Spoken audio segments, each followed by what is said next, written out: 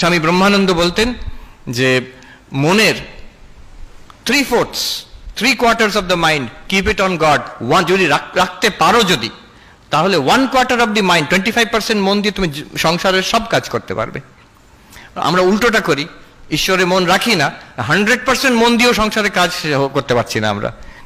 Mind ওই নরক করে দিচ্ছে জীবনকে একটা।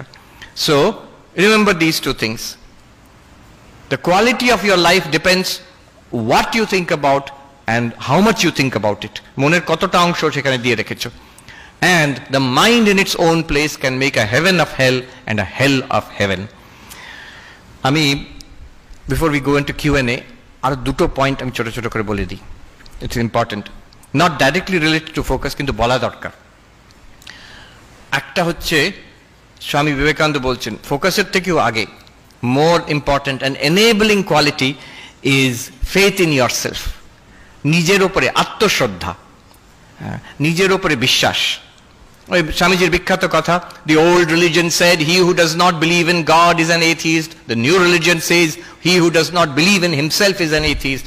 নিজের উপরে যে বিশ্বাস করে না যে আমি পারি, I can do it, I cannot, impossible টা এর থেকে বার করে দিয়েছি আমার ভোকাবুলারি থেকে, সেই নাস্তিক, যে বিশ্বাস করে না নিজের উপরে, সেই নাস্তিক। যে নিজের উপরে বিশ্বাস করে সেই আস্তিক।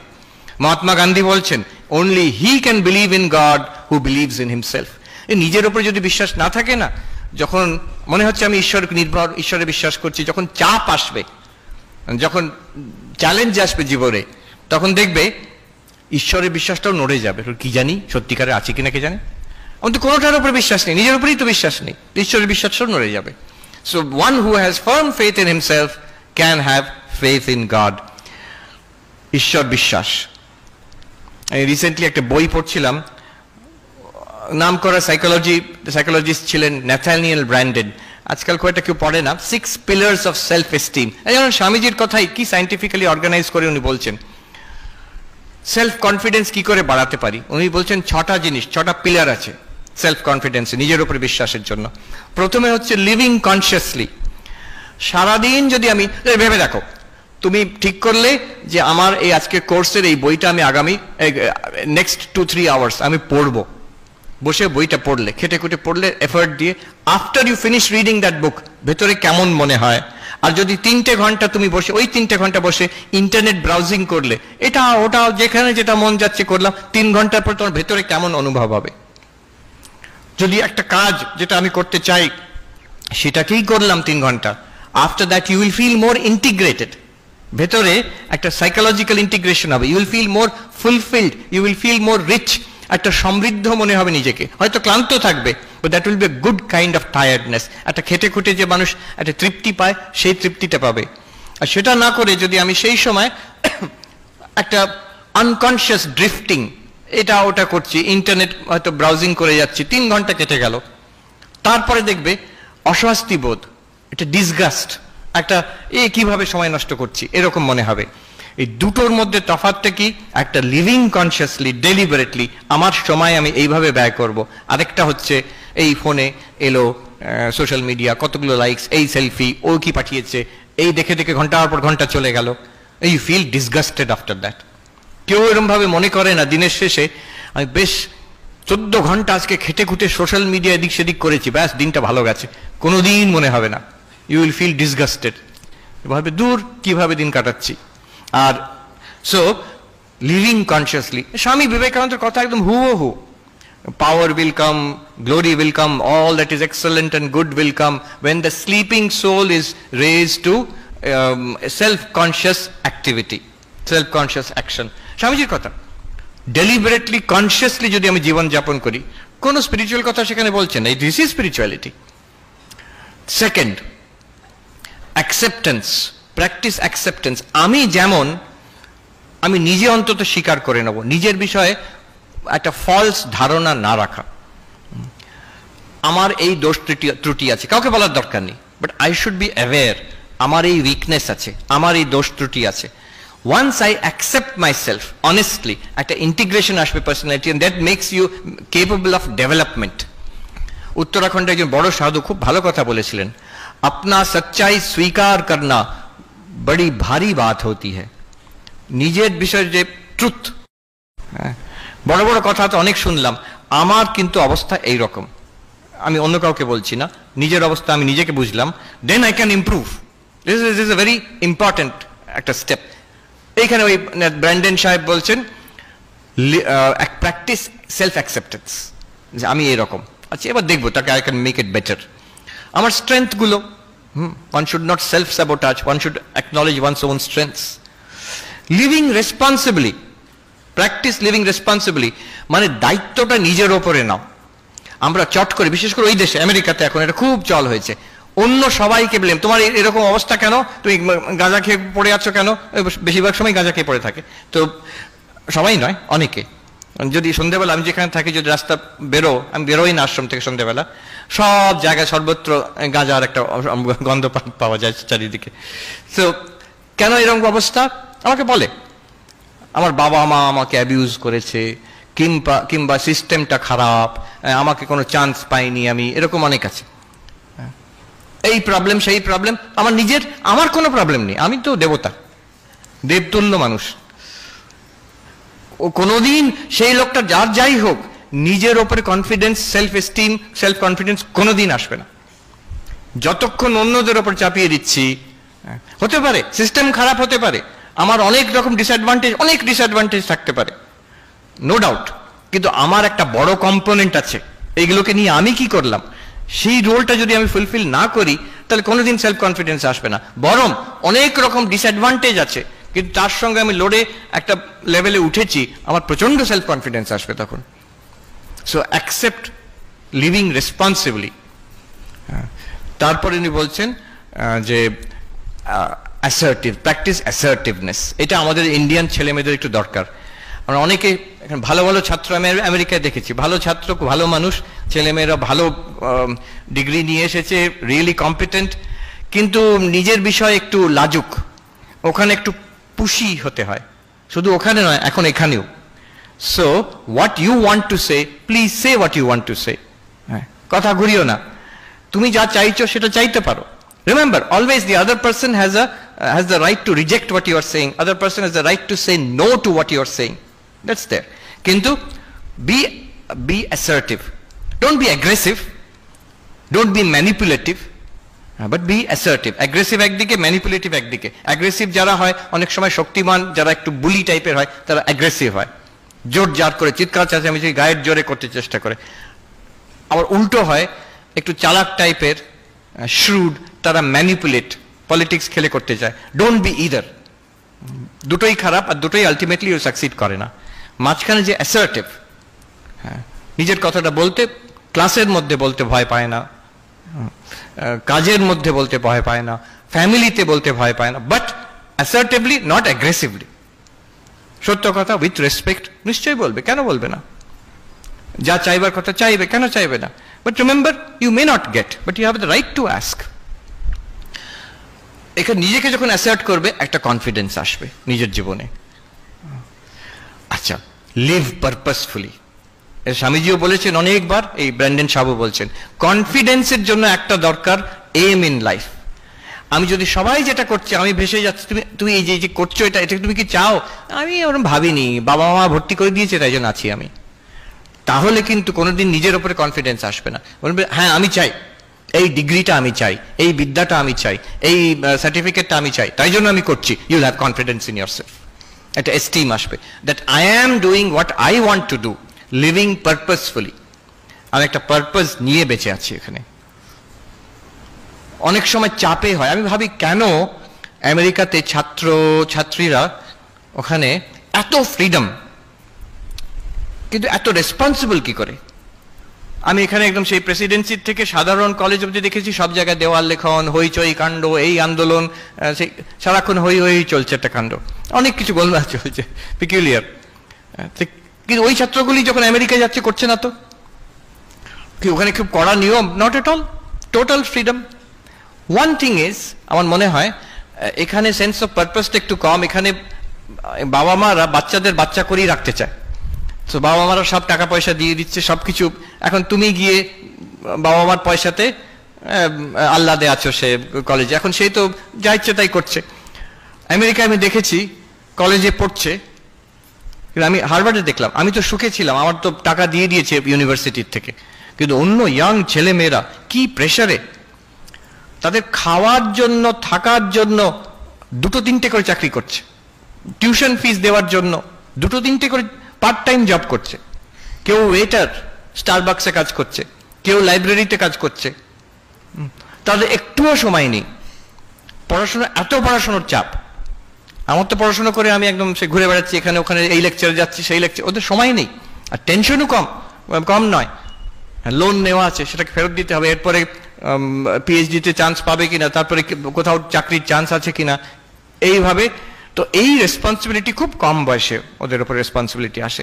So we also should have, আমাদের সোসাইটি যেদিকে যাচ্ছে কিন্তু ওই দিকেই যাচ্ছে, so you will also have to live responsibly. And finally most important, একটা sense of personal integrity. Integrity মানে আমার মরাল স্ট্যান্ডার্ড, আমি সত্য কথা বলবো, আমার নিজের একটা ডিসিপ্লিন থাকবে জীবনে, অন্যদের সঙ্গে ব্যবহারের আমার স্ট্যান্ডার্ড থাকবে, আমি ভদ্র ব্যবহার করব, আমার স্ট্যান্ডার্ড। অন্যরা বলছে বলে শুধু নয়, আমি সবাইকার কাছ থেকে, বাবা মা মহারাজদের কাছ থেকে, বই থেকে সব শিখলাম, এর মধ্যে আমি যেটা ভালো লাগলো, মাই পার্সোনাল স্ট্যান্ডার্ডস। আমার স্ট্যান্ডার্ডের নিচে যদি আমি নিজে হয়ে যাই, আমার ভেতর থেকে বিবেক বলতে থাকবে তুমি লোক ভালো নাও, তোমার দ্বারা হবে না। যে এই যদি কথাটা বলতে থাকে ভেতর থেকে আমার অন্তরাত্মা, আমি কখনো নিজের উপরে কনফিডেন্স আসবে না। So always try to maintain a certain standard of integrity, of honesty to myself.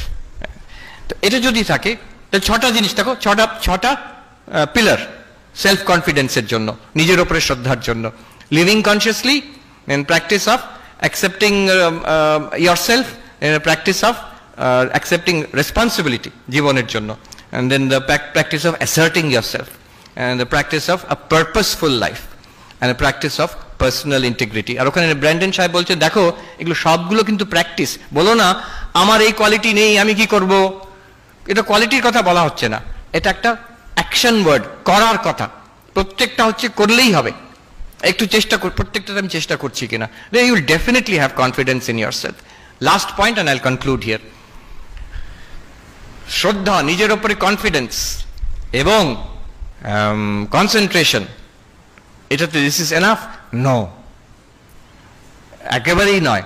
সে রাবণেরও প্রচন্ড সেলফ কনফিডেন্স ছিল আর প্রচন্ড ফোকাস ছিল, কিন্তু সে রাবণ,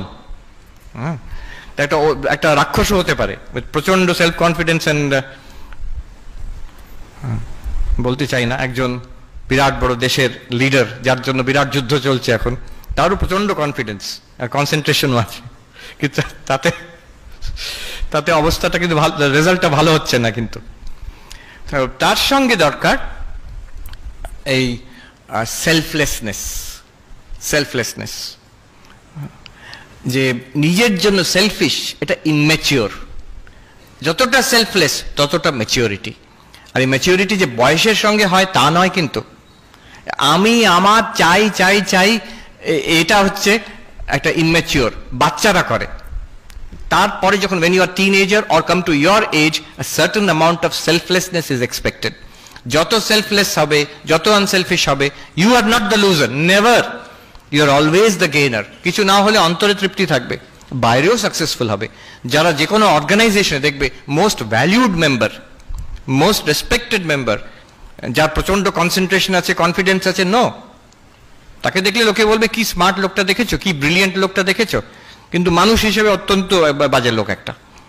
কিন্তু যে সবচেয়ে সেলফলেস, যে সবচেয়ে অন্যদের জন্য সময় দেয়, অন্যদের জন্য অলওয়েজ দেয়ার ফর আদার্স, এই selflessness, unselfishness is a test of truth. একটা জিনিস যত আনসেলফিশ, যত selfless, that is closer to the truth. Swami Vivekananda এই কয়েকটা টেস্ট দিয়েছেন। Truth, that which makes you strong, that is the truth. That which makes you weak, reject as poison. That which unites, that is truth. That which divides, that is falsehood. That which is unselfish is truth. That which is selfish is falsehood. So a selflessness, এই তিনটে জিনিস আজকে I am sharing with you. It is like a philosophy of life. First, আমার বলা উচিত ছিল self confidence. Second, your power will come from focus. যতটা focus করতে পারবে ততটা। আমি মাঝে মাঝে বলি, আমেরিকাতে তো এখন টাকা যাদের আছে তাদের কথা বললে লোকে শুনবে, আচ্ছা আচ্ছা। তো বলছে ওখানে ওয়ারেন বাফেটের কথা বলো, ওয়ারেন বাফেট খুব বড় ইনভেস্টর, মানে one of the richest people, আর $multi-billion বিজনেস এসব আছে। তো সবাই জিজ্ঞেস করে আপনার সাকসেস স্টোরি অফ সাকসেস কি, সিক্রেট অফ সাকসেস, কি করে এত ধনী হলেন? উনি সবসময় বলেন, I can tell you, you can also do it, but I know you will not do it. কি সেটা? বলছে দিনে আমি 500 পাতা, অন্তত 500 পাতা পড়াশোনা করি, 500 pages a day. 500 pages a day কম কথা নয়। আমি হার্ভার্ডে যখন অ্যাসাইনমেন্ট করতাম তখন হয়তো দিনে 200-300 পাতা পড়তে হতো, তার বেশি নয় ম্যাক্সিমাম। তো একটা মানুষ এখন 80+ ইয়ার্স বলছে আমি প্রতিদিন 500 পেজেস পড়ি, নিজের বিজনেস সম্পর্কে আর অন্য জিনিসও। এটা সবাই পারে, তোমরা করবে না আমি জানি, আমি বলছি তোমাদের সিক্রেটটা। তো this is the thing, the focus, the power of intense focus. আমেরিকাতে হিরো হচ্ছে এইসব বিলিয়নিয়াররা। এখন ইলন মাস্কের নাম শুনেছো? ইলন মাস্ক শুনেছো? তো ওখানে ওইসব এরা সব হিরো। তো ইলন মাস্ক যখন ছোটবেলায় স্কুলে পড়তো তখনকার দিনে ওই বই এনসাইক্লোপিডিয়া ব্রিটানিকা 2 বার পড়েছে, পুরো এনসাইক্লোপিডিয়াটা। স্কুল স্টুডেন্ট বলে অন্তত তাই। স্বামী বিবেকানন্দ পড়েছিলেন, আমরা গল্পতে পাই। এই শরৎচন্দ্র বেলুর মঠে গিয়ে জিজ্ঞেস করছেন স্বামী বিবেকানন্দকে, এই এতগুলো মোটা মোটা বই একটা মানুষ জীবনে পড়তে পারে? তখন 10টা ভলিউম ছিল। তো স্বামী বিবেকানন্দ বলছেন তুমি কি বলছো, এর 9টা ভলিউম আমি পড়ে নিয়েছি, I am on the 10th, you ask me anything from the 9 volumes. তো শরৎচন্দ্র আবার বার করে করে জিজ্ঞেস করছেন র্যান্ডম, এখান থেকে ওখান থেকে, আর স্বামীজি প্রত্যেকটা আনসার দিলেন ঠিক ঠিক, কোনো জায়গায় কমা ফুল স্টপ অব্দি বলে দিলেন।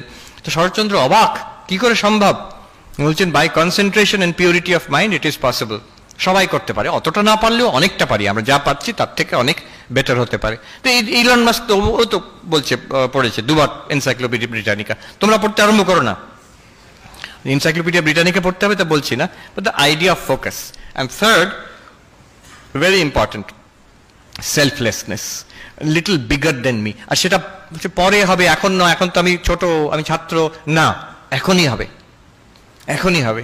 আমি একটা মজার ঘটনা বলে শেষ করি। আমি বিএড কলেজে ছিলাম, তো আমরা ইন্টারভিউ করতাম, যারা বিএড পড়তে আসবে তাদের ইন্টারভিউ করতাম।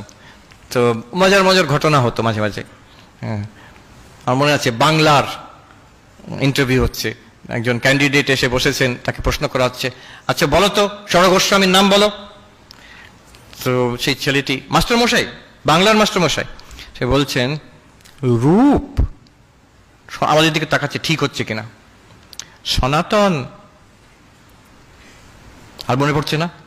তারপরে বলল জয় গোস্বামী, যিনি বাংলার মাস্টারমশাই, উনি উফ।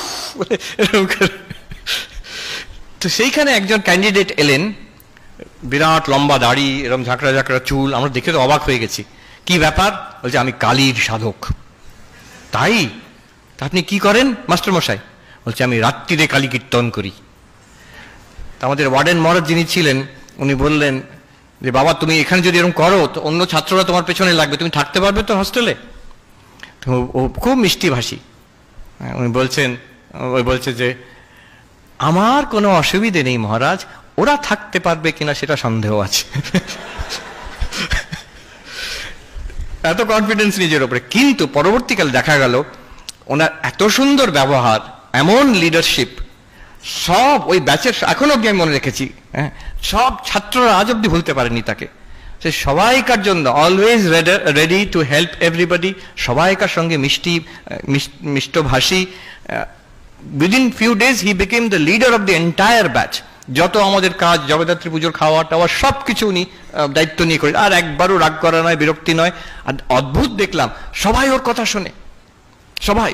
কালীর সাধনা কিছু ব্যাপার আছে বলে মনে হচ্ছে, কিন্তু ওই আনসেলফিশ, সব সময় সবাইকে সাহায্য করার জন্য। কারোর শরীর খারাপ আছে, কারোর কিছু দরকার, ও ছুটে গিয়ে আগে আগে করবে, লিডারশিপ। এখন স্কুলের হেডমাস্টার আছেন বলে আমি শুনেছি। এই বলে আমি শেষ করছি। Thank you very much for inviting me here. Thank you.